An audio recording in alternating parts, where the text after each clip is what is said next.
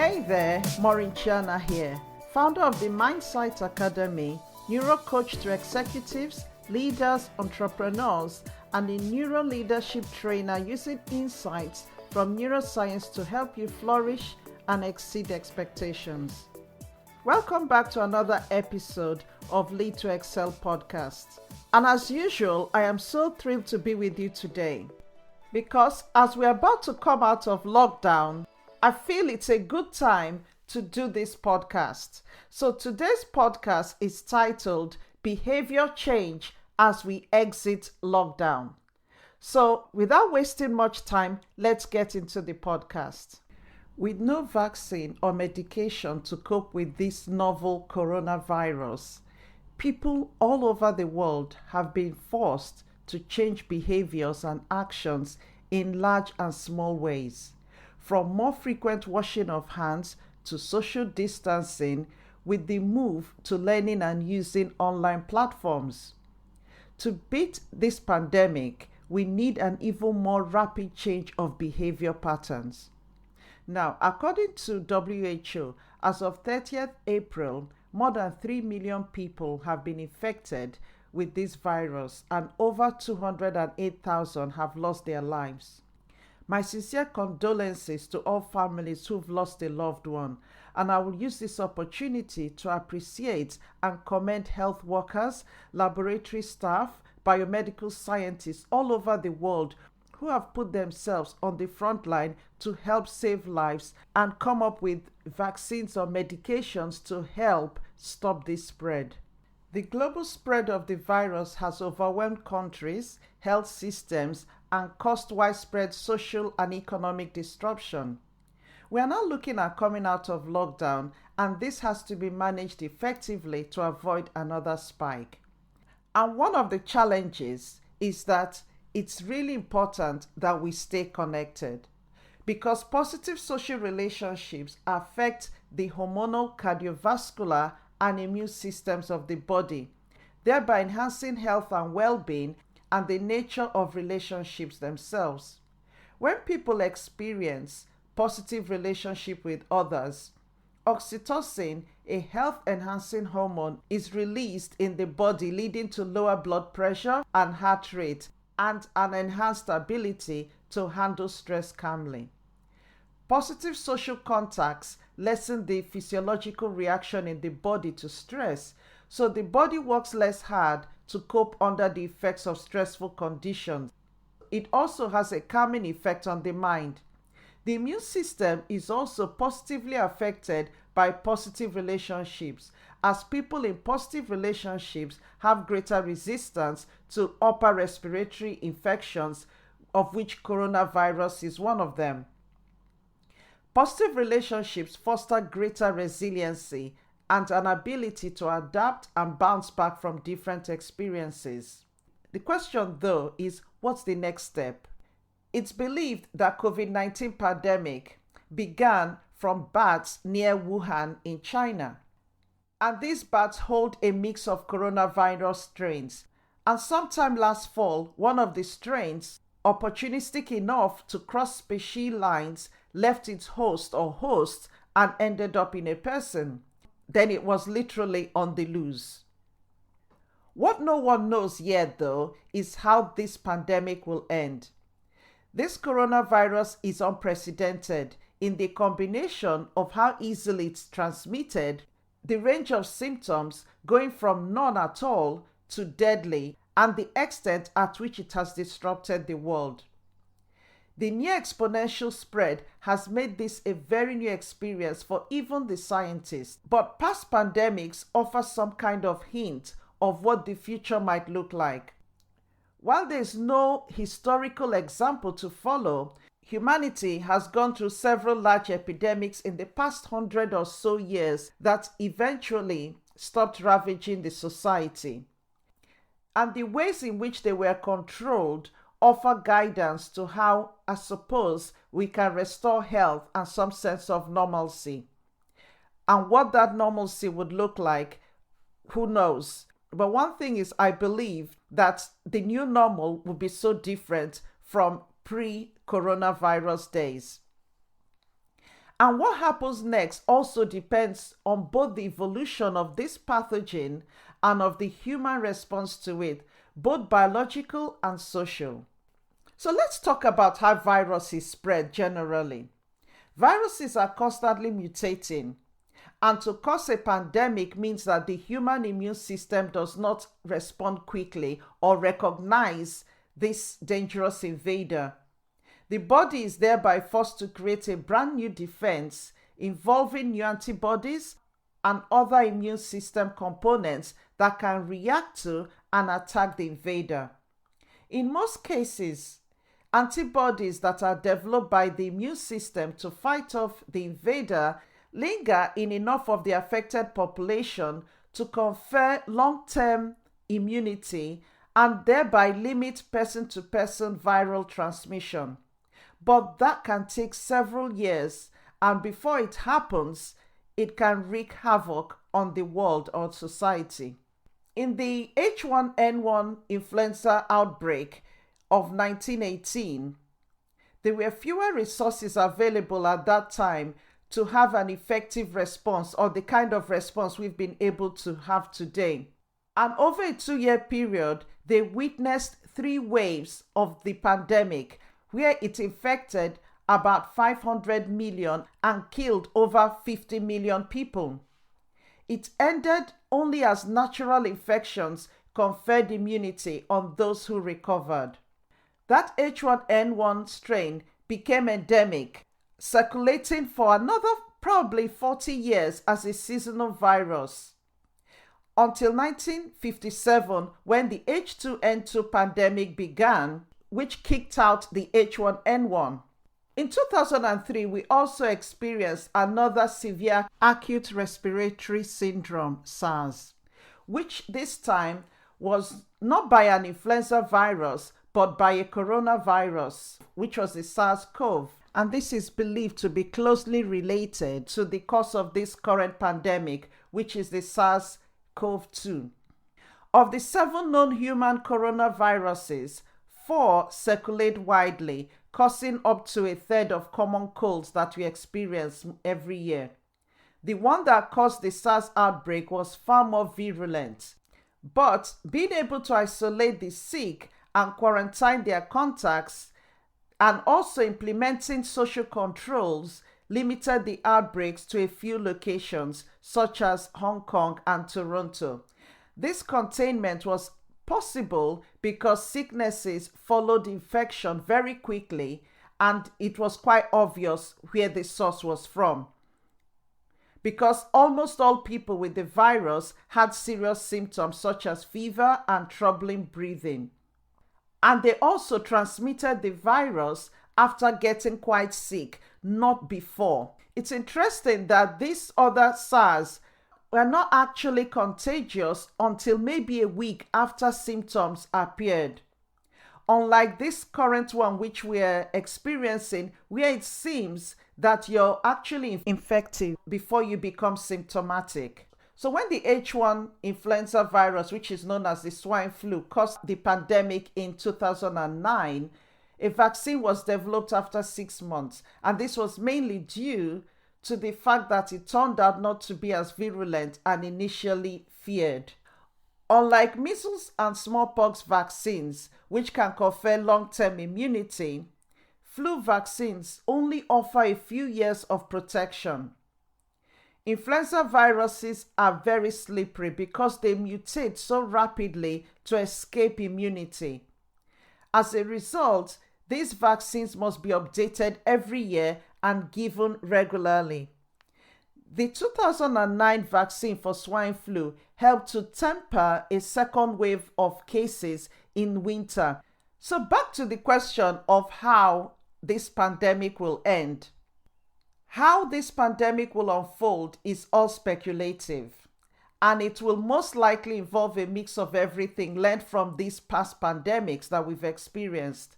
Things like continued social control measures to buy time, new antiviral medications to help ease symptoms, and hopefully at the end, a vaccine. The exact length of time of how long these control measures would be in place is really unknown. A lot of people are asking the question, how long will these control measures be in place? The fact is that nobody knows, because it all depends in a large part on how strictly people obey the restrictions and how effectively governments can respond. For example, containment measures that worked for COVID-19 in places such as Hong Kong and South Korea came far too late in Europe and in the US. The question of how the pandemic plays out is going to depend on social, political, and science. If any of the several antiviral medications currently in development come out as being effective, they will help improve treatment options and lower the numbers who get seriously ill or who die from the infection. From my research, I've discovered that there are a few techniques that have been developed to screen for COVID-19. Things like neutralizing antibodies, which is an indicator of immunity that has been developed from people who've recovered from the virus. This could also prove to be very useful because this antibody-rich blood from people that have recovered could then be used as a treatment for critically ill patients. This can actually help get people back to work faster if those who have fought off the virus and are immune can be identified so that their antibody-rich blood can then be used to treat people who have the infection or who are really ill. It will definitely take a vaccine to stop transmission, but that will definitely take a long time, probably a year from now or even longer. Compared with flu viruses, coronaviruses don't have as many ways to interact with the host cell. So the key is finding a vaccine that interferes with that interaction. Because once that interaction goes away, then it means that the virus cannot replicate anymore.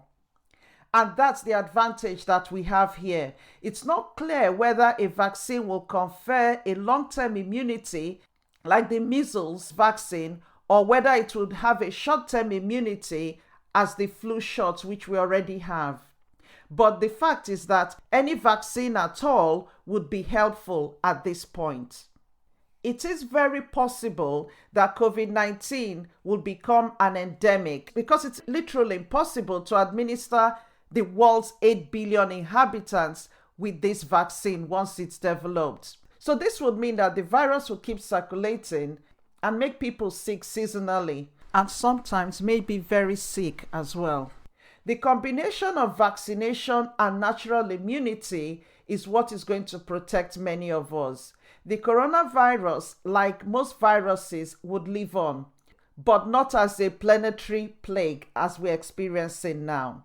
So what do we do to ensure that we can stay safe? We've got to carry on doing these small actions that we're doing now to achieve the big results that we want at the end. So it's about breaking the habits of a lifetime and creating slightly different habits. To embed these new behaviors that we've learned during lockdown, we need to keep having subtle reminders to remind people to keep those new behaviors going. For example, painting lines on a walking path would go a long way to help to show what a 2-meter separation looks like. A lot of grocery shops have started doing it, and I believe this should be continued.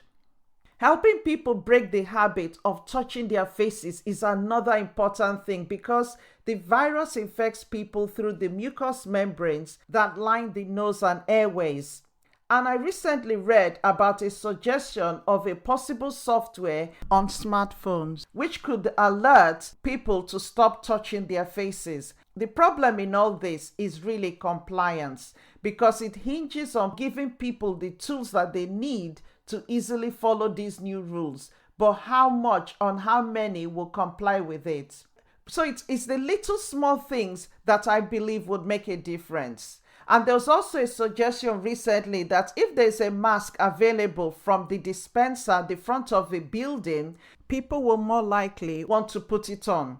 Same thing as the easy availability of things like hand sanitizers as well. But we need to make sure that we don't end up going back to where we've just come out from. So making these behavior changes easy to maintain is really what is important to ensure that we keep achieving the gains that we have achieved so far. It's been obvious that compliance during the pandemic started declining over time.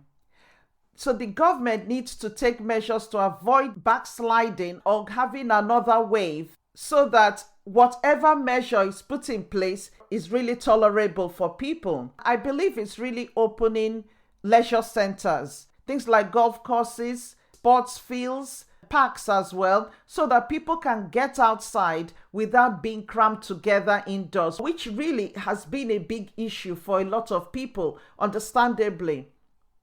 Organizations also now have to look at ways of making remote working a norm. So in all this, we know that ending the coronavirus lockdown will be a dangerous process, and it's going to be a lot of trial and error. There's the unending question about what the exit strategy is going to be. And as someone rightly said, we've managed to get to the life raft, but the question is, how will we get to the shore? As every country is now looking at the path to move forward, governments now need to make sure that they triangulate the health of their citizens, people's freedom, and the economic constraints as well. And there are a lot of questions to be asked and answered. How soon can schools be reopened? Will restaurants be reopened, and what will the nature of that be? What of bars? Would bars be reopened? What would that look like? Can people go back to their offices? And that whole process needs to be looked at, where we're encouraging a lot of social distancing within the restaurants and bars, and even at work, a lot of remote working, like as I explained earlier. Most researchers agree that reopening society will be a long haul, and it's going to be a lot of trying things out and seeing what works and what doesn't work. What is most important is that it has to be with baby steps. So in this next phase that we're going into, we're not now going to be looking at the numbers of people per day that have been infected. But now that the pandemic has been tamed in a lot of countries, the next focus is really trying to loosen restrictions while keeping the number of infected people to a very low minimum. When each infected person on average infects one other person, keeping the number of new cases steady is really vital. To regulate the spread and keep it at least below a certain number will involve isolating patients and possibly tracing their contacts. Border restrictions will still need to be in place to some extent, and continued social distancing. It's also looking at countries that have gone ahead and have managed to keep the epidemics in check, like Hong Kong and South Korea. And they've done this through the use of being able to identify and isolate cases early and trace and then quarantine their contacts, while often imposing only light restrictions on the rest of their society. But this strategy depends on massively scaling up testing, which has been hampered by a scarcity of reagents and other materials. Contact tracing is another hurdle, and it's labor intensive. A recent suggestion was that mobile phone apps could help by automatically identifying or alerting people who recently had contact with an infected person. Google and Apple have teamed up to incorporate a contact tracing app in their operating systems, so it'll be interesting to see how that works. Germany, France, and other countries are also developing apps. But the question is, can you make these technologies compulsory? I suppose China have done that, but how can a country ensure that enough people download an app for it to provide reliable information and also influence the spread of the disease? And another big question is, what actually counts as a contact? Because for someone that lives in a big apartment block, who is probably going to be getting dozens of notifications a day, could be a problem. And also the widespread use of apps would further drive up the demand for testing as well. Is this something that countries can cope with? Many countries have started quarantining their returning citizens. which helps further minimize the risk of new introductions of the virus. And hopefully some of these measures would remain in place for a while to help reduce transmission domestically and also prevent the risk of new outbreaks from these returning travelers. Now, social distancing, which has been the backbone of this current strategy to deal with this pandemic, has slowed the spread of the virus. As we have seen, it comes at the greatest economic and social cost. And we know that many countries are so eager to now relax these constraints. Austria has taken the lead by opening small shops already. Other stores and malls are scheduled to be open later, and in some countries their restaurants are following suit very soon. Because we've had no controlled experiments to know how effective different types of social distancing measures have worked, it's really difficult to make an evidence-based policy about what to do. So the fact is that as authorities around the world choose their different paths forward, a lot of comparison is going to have to be made to see what works and what doesn't work. So there's going to be a lot of experimentation. There's going to be a lot of trial and error because of politics and local situations. And people need to bear this in mind to prevent a lot of agitation as we've experienced with the lockdown. There's one other important factor that will also determine how safe it is to loosen the reins, and that's immunity. Because every single person who becomes infected and develops immunity makes it harder for the virus to spread, which is a great thing. So if we get roughly about 40% of the population immune, that really starts to change the whole picture. Because this will help the immunity to build up as more people become infected.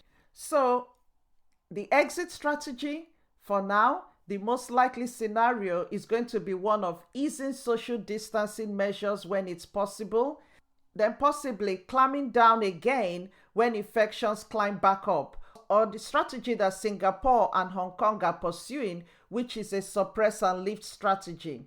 So whatever strikes the right balance between keeping the virus at bay and easing discontent and economic damage is going to be one of our main options. I feel that it will take years of painstaking research to sharpen the picture of the real impact and reach of this virus. And as science races ahead with intensive research, we might actually end up in a similar situation to what we have with HIV, where an effective vaccine was never developed. So the treatment of coronavirus might actually be with a combination of different drugs. I feel that what is important now is that people need to be alert and aware that behaviors need to be changed. And to really be able to embed these new behavior patterns, there has to be subtle messages and reminders so that people don't slip back into old habits and whereby we end up back having another wave of this virus. So a lot of unknowns, and the fact is that we've got to really appreciate and accept the fact that the government don't know, the scientists don't know, nobody knows. So we're really just trying things out, and it is really a strategy of trial and error because we do not know what the right thing is. So I think everyone needs to be patient, everyone needs to do their bit, and everyone needs to be alert so that we can move really fast to take what action we need to take to really get us to a place where the infection is steady and hopefully less people are dying from it as well, so that we can get to a place where most of the population have built up an immunity to this COVID-19 virus. So I hope you found this really useful, and I hope it has also given you hope that we can get through this, because we will get through it, but we just need to be patient and not get ourselves agitated, because the more agitated people get, then the more prone they are to actually getting the infection and probably getting it really bad. So it's really important that everyone is resilient, both physically, emotionally, and professionally. In any way that you are, we need to be resilient. We need our immune system to be resilient, and we need to keep ourselves healthy so that we can fight this infection and really be able to make the right decisions at a government level, as a family level, at a business level, at whatever capacity or area we are. So I look forward to seeing you in the next episode. Remember to subscribe to this podcast wherever you listen to it. And please give me a 5-star review so that my podcast can reach more people and help more people. Do look after yourself, keep well, and do stay safe. Have a great week.